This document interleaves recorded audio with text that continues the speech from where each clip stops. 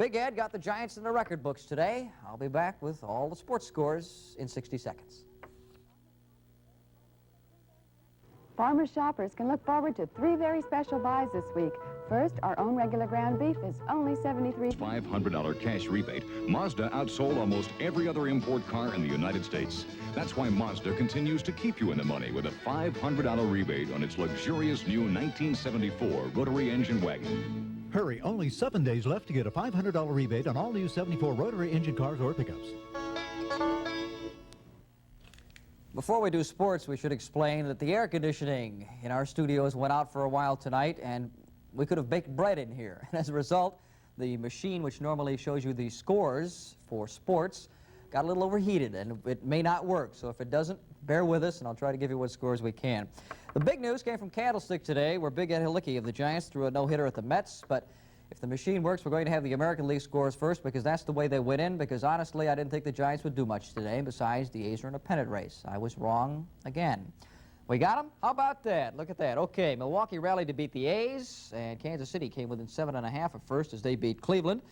Keep our fingers crossed. How about that? Boston beat Chicago 6-1. California trounced the Yankees twice. And the final 2 American League game, Texas beat Baltimore tonight 8-7. I don't think we had the Red Sox scoring it, did we? Yes, we did. Okay. Okay, here is 6'7" Ed Hilicki of the Giants. 24-year-old rookie tossed the first no-hitter in the National League in almost 2 years today. A 6-0 whitewash. There's the actual score off the wire. As they beat the Mets in the second game of a twin bill, he faced only 30 men, walked 2, struck out 10. One fellow got to first base on an error, but he disappeared there.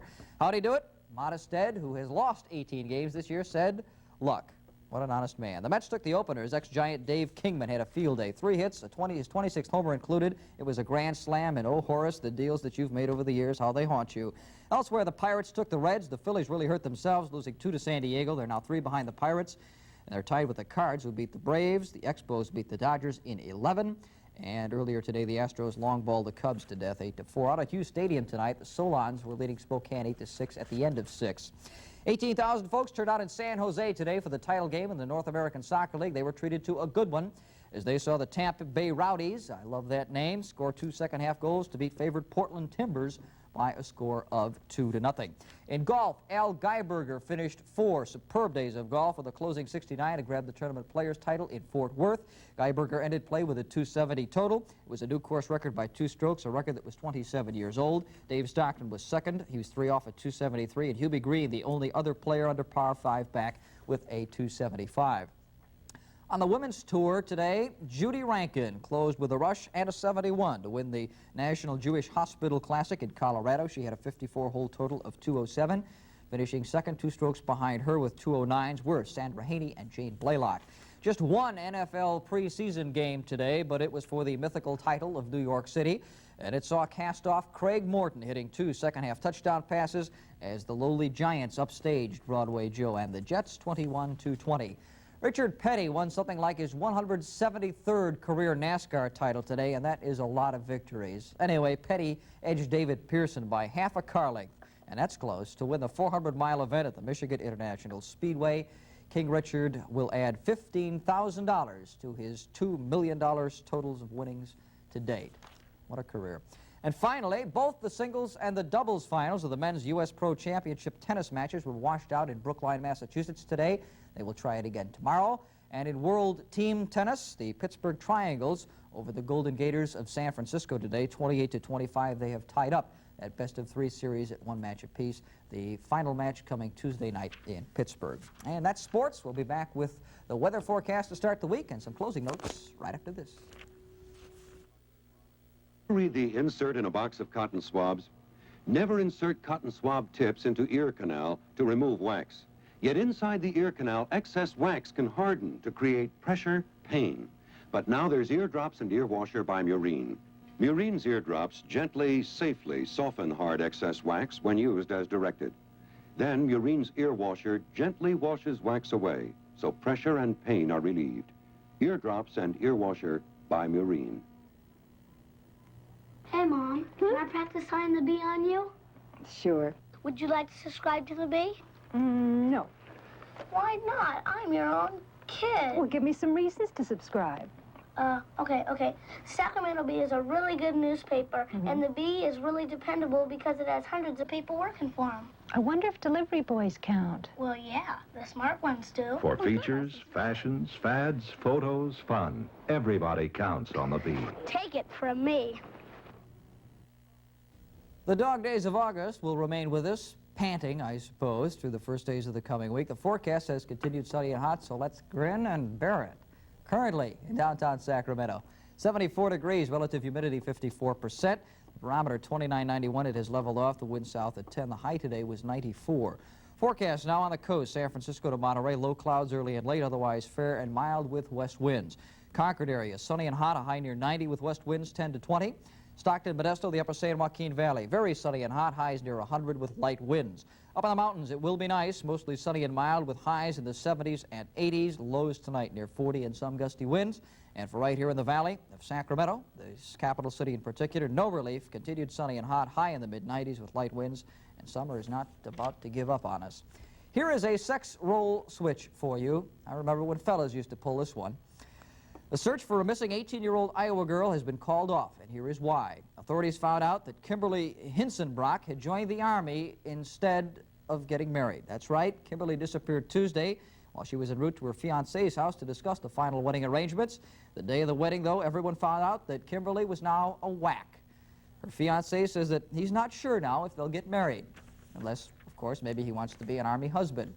Mass News Service 10 up next. Dan Rather and the CBS News from New York at 11:30. The CBS Late Movie Onionhead with Andy Griffith. Paul returns next week. Till then, have a good week and take care. This is KXTV 10, Sacramento, Stockton. This is the CBS Weekend News with Dan Rather. Good evening. President Ford has wound up his Colorado vacation and taken off on a slow return to Washington. He's in Chicago tonight. He'll be in Milwaukee tomorrow. And he's already dedicated a power plant in Montana.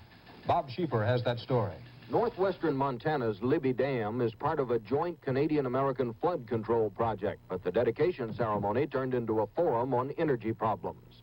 Like the United States, Canada is feeling the energy pinch and is phasing out the sale of oil and gas to the United States. Defending that policy in his dedication remarks, Canada's Resource Minister Donald MacDonald said the United States must no longer look on its northern neighbor as a vast energy storehouse. That was not good news to Mr. Ford, but neither was it unexpected. And he used it as a springboard for his favorite theme, that the United States must become energy independent or face dire consequences. In the final analysis, each nation must ultimately cope with its own energy needs and problems of supply.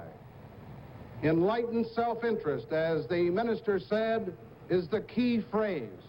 We must, all Americans in Congress must, realize that this is our problem to meet and to solve. We cannot look elsewhere for the total solution. Then the focus was back on electric power as the two threw a giant switch activating the dam's electricity-producing generators. Bob Schieffer, CBS News, Libby, Montana. Mr. Ford returns to Washington tomorrow evening with the intention of vetoing the extension of oil price controls, but he'll be getting some advice to the contrary. Senator Mansfield said today he'll try to talk the president out of that, and Mobil Oil has now come out in favor of phased decontrol to protect what the company calls the fragile economy. About 40,000 coal miners are out now in a wildcat strike that has spread from the southern coal fields of West Virginia into parts of Virginia, Kentucky, and Ohio. Ed Bradley reports. Most of these miners have already missed 2 paychecks and are facing the loss of still another in the 3rd week of their illegal strike. It started here in the hills of West Virginia and spread to parts of Ohio, Kentucky, and Virginia. They're ignoring a court injunction ordering them back to work.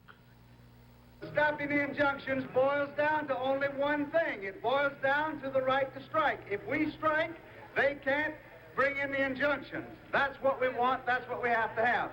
Now, we're going to wait for 2.5 more years to get this right to strike? No! Arnold Miller, president of the United Mine Workers Union, has ordered the men back to work, but the miners aren't listening. The rally in a roadside park was brief. A local union leader led the vote to stay out. Raise your hand and say yeah. Okay, I think that's settled. We don't have no work this week, and by God, that means nobody works. This vote means the union members are prepared to do battle not only with the coal companies and the courts, but their own national union leadership as well. They want to see this strike spread, if necessary, to every coal mine in the country. They want the right to strike, and they're going to strike to get it. Ed Bradley, CBS News, Daltrey Creek, West Virginia. You know, I'm enjoying my retirement more than ever. You want to know why? Well, my savings and loan is offering a brand new service. I went in and signed a simple application. It means that from now on, my monthly Social Security checks will be mailed directly to my savings account. This new service is quick, safe, and a lot easier for me. And I sure like that high interest rate. Why not stop in at your savings and loan and sign up? Grandpa, I got one! This is Super Dennis. Jeans fear him. Seams split, zippers fall, rivets pop. So we challenged him to try to destroy Super Denims, the incredibly tough jeans from JCPenney. The fabric, a rugged, heavyweight, long-lasting denim. The seams clamped tight with extra strong thread, stress points riveted. And most important of all, the knees are specially reinforced. Super Denim jeans. They're built to take the kind of punishment your Super Dennis dishes out. Federal Reserve Board Chairman Arthur Burns today appeared on the CBS broadcast Face the Nation, and he talked about inflation and the Soviet grain deals. Gary Shepard reports. Dr. Burns says he thinks the latest Soviet grain deal is going to send food prices here at home up more than Agriculture Secretary Earl Butz thinks. Last week, Butz estimated that prices will rise 1.5% because of that deal, but Burns says he thinks that estimate is too low. My guess is, on the basis of present indications, that the increase by the end of 1976 would be a little more than that. How much more? Oh, somewhat more. I can't give you a figure. Dr. Burns, 10% perhaps? Oh, no. Oh, no. No. It might be 2%, might be 2.5%. I think that's the order of magnitude. Noting that the July cost of living figures show retail prices rising at an annual rate of better than 14%, Dr. Burns said he hopes and expects the return to double-digit inflation is only temporary and serves as a warning. The Federal Reserve, he said, has no present intention of holding down the growth in the money supply any more than it already is to fight inflation. Burns also said he does not think that New York City will default in redeeming its notes and bonds when they come due, and he confirmed that the Fed, as lender of last resort, will help banks that run into liquidity problems. Burns didn't say so, but the inference was the Fed will bail out the banks if the banks bail out cities in financial trouble. Gary Shepard, CBS News, Washington. Not all fabric softeners are alike. Introducing Stay Puft Blue. It's different. Watch and I'll show you why. Stay Puft Blue has a unique formula that softens as well as you could ever want. But compared to the leading brand, Stay Puft Blue helps towels keep more of their natural absorbency. See? With Stay Puft Blue, towels absorb more like they should. And your entire wash is soft and fresh smelling. Stay Puft Blue. Now there's a difference. It's not just athletes that get athlete's foot. Innocent men, women, and children can get it too, just by coming in contact with it. And man, does it itch. Well, the first itch you feel, you spray on MP27. MP27 will kill that athlete's foot fungus and help keep it from coming back. Believe me, I've seen a whole lot of scratching going on. MP27 is the end of the itch.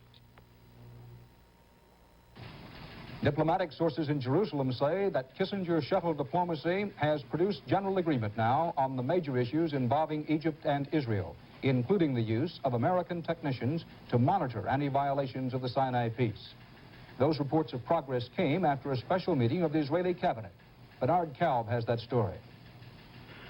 This was no ordinary Sunday cabinet meeting. It was a strategy session to review Israel's negotiating position on the few remaining issues that still have to be negotiated with the Egyptians. Not so much political as territorial, such as who would be exactly where in the Sinai. An awareness throughout the session that the expected agreement with Egypt is an attempt to make a breakthrough to peace. The requirements of the Israeli position were later detailed for Kissinger, who's been radiating a steady optimism that an agreement will be reached. He flies to Alexandria tomorrow to meet with President Sadat. One extremely important point, as reported here, is that the agreement will in effect contain a so-called secret Egyptian undertaking not to join in a war on Israel launched by another Arab state during the duration of the agreement. Egypt, however, is free to act if Cairo decides Israel is the aggressor. I can't be sure because we have not actually started drafting anything yet. That will become clearer in a number of days, but we are making progress.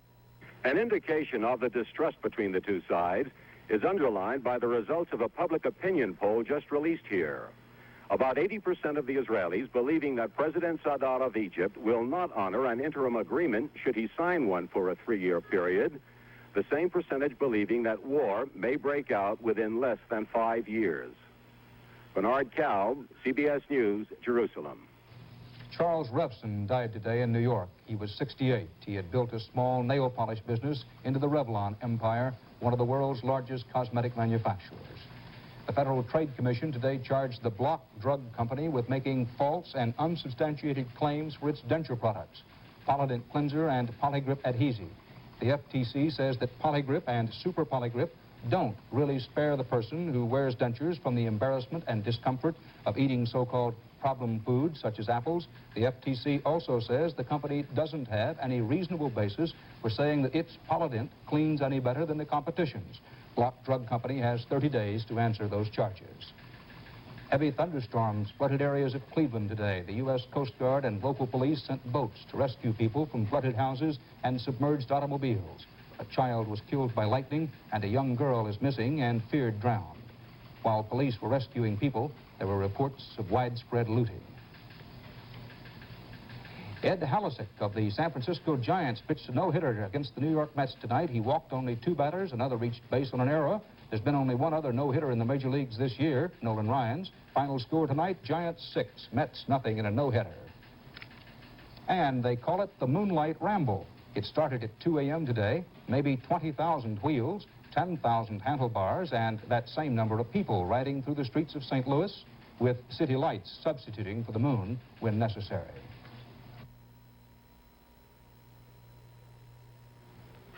Got something to show you. This here is a Kodak prepaid processing mailer. You just put your Kodak film inside, stick on a stamp, and hand it to the mailman. Then you set a spell while Kodak makes your film into pretty pictures. Before long, the mailman brings them back, delivers them to you personal. Oh, them's pictures. Get you some Kodak mailers, huh? Beats walking into town. How would you like a free sample of the new Kotex Light Days oval pads? Well, they put one in these magazines. It's not a coupon, not an ad, but an actual sample of the new Kotex Light Days oval pads in a sealed envelope. When you see it, you'll know why these new pads have been called the most revolutionary product of their kind. So pick up this month's Family Circle before it's sold out. There's something in it for you from Kotex. New beltless Kotex Light Days oval pads. To many of us who have visited Calcutta, India, it is a never-to-be-forgotten shock. 8 million humans crowded in squalor and abject poverty. Hunger everywhere. Few resources to fight it. Richard Threlkeld reports tonight on one man's effort to do the impossible. They've slept on the streets, bathed in a mud puddle, and now they've come in from a monsoon rain to line up for the only meal all day they can count on. It's lunchtime at the Salvation Army in Calcutta, one of the hungriest cities in the world. And the man behind the stew kettle is Major Dudley Gardner of Her Majesty's Royal Fusiliers, retired. 7 days a week, Dudley Gardner feeds people, 7,000 of them every day. A menu he's begged or borrowed or paid for out of his own pocket. He grew up in India, son of a soldier, joined up and fought the Battle of Singapore, trudged through Burma, landed at Suez, and after 36 years of soldiering, he came to learn a lesson about war. It's the people, the poor people in the villages who are upended, lose everything and suffer. And I realized that after I completed my 36 years. And I thought to myself, I'll see if I can do 36 years helping the poor people, if I can possibly do that.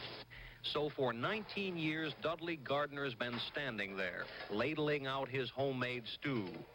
women picking up a stew pot for the whole family, and the children from the street corners. They come from families who have too many children in the homes, and they all come from parents, and they all know where they can go back to if they want to.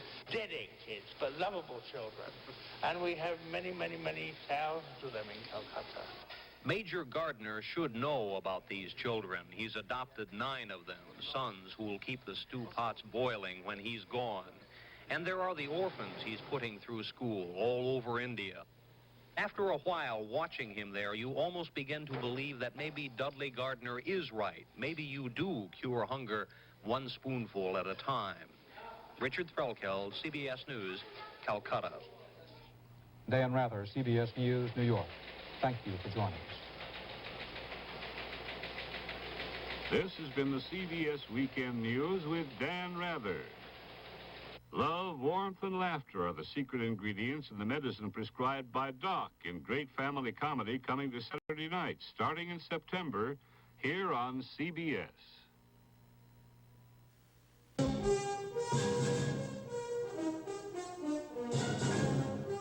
North Country Dodge at Arden Way and Bill is having a sale as big as all outdoors.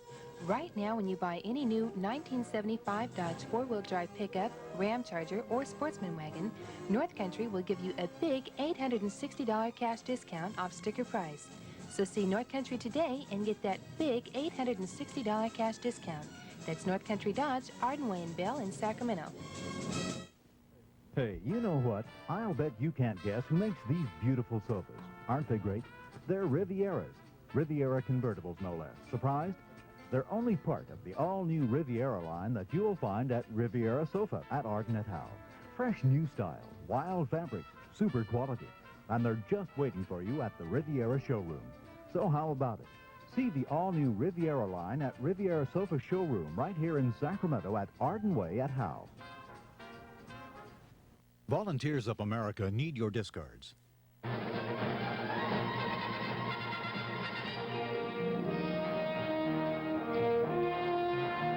Tonight, on the CBS Late Movie, Andy Griffith recreates the fun and hilarity of No Time for Sergeants when he signs up for a comedy tour in the U.S. Coast Guard. How long you been in, Foots? 11